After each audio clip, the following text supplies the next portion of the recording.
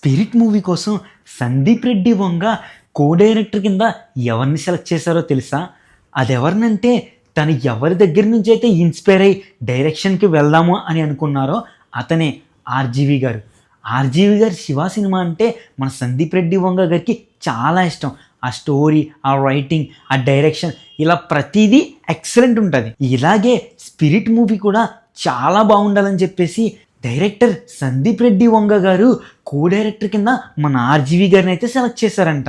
అంతేకాకుండా ఇంకొక పెద్ద న్యూస్ ఏంటంటే డైరెక్టర్ సందీప్ రెడ్డి వంగ గారు రైటర్ కింద ఎవరిని సెలెక్ట్ చేశారో తెలుసా?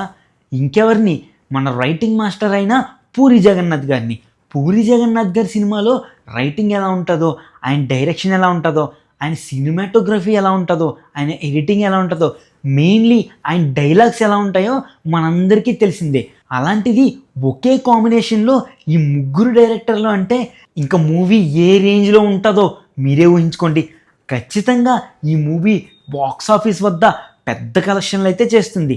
అలాగే వీళ్ళ ముగ్గురికి మన ప్రభాస్ యాక్టింగ్ కనుక తోడైతే ఇంకా ఏ రేంజ్ పర్ఫార్మెన్స్ ఉంటుందో మీరే ఊహించుకోండి. ఆర్జీవి గారి తర్వాత అదే కంటెంట్ పరంపరను కొనసాగిస్తున్న డైరెక్టర్ సందీప్ రెడ్డి వంగ గారు. ప్రజెంట్ సందీప్ రెడ్డి వంగ తీసే సినిమాలు పాన్ ఇండియా రేంజ్లో ఉన్నాయి. ఇది పక్కన పెడితే మన ప్రభాస్ గారి స్టార్డమ్ గురించి చెప్పాల్సిన అవసరమే లేదు.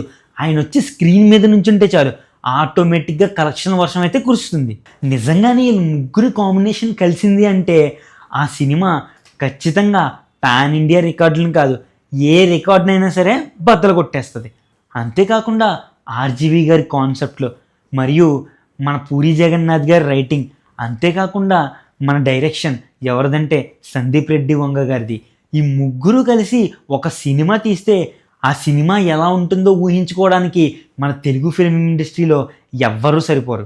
అంతేకాకుండా పాన్ ఇండియా రేంజ్ కాదు, పాన్ వరల్డ్ రేంజ్లో ఆ సినిమా హిట్ అవుతుందని నేను అనుకుంటున్నాను. సో ఈ కాంబినేషన్ మీద మీరేమనుకుంటున్నారో నాకు కామెంట్స్లో చెప్పండి.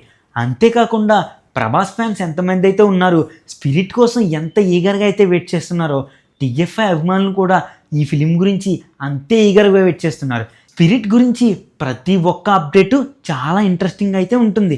అంతేకాకుండా ఈ మూవీ కోసం అందరూ చాలా వెయిట్ చేస్తున్నారు.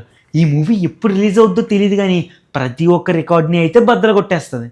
సో ఈ వీడియో మీకు ఎలా అనిపించిందో నాకు లైక్ చేసి కామెంట్స్లో చెప్పండి. అంతేకాకుండా ఇలాంటి మోర్ ఫిలిం అప్డేట్స్ కోసం మన ఛానల్ని సబ్స్క్రైబ్ చేయడం మట్టికి మర్చిపోకండి.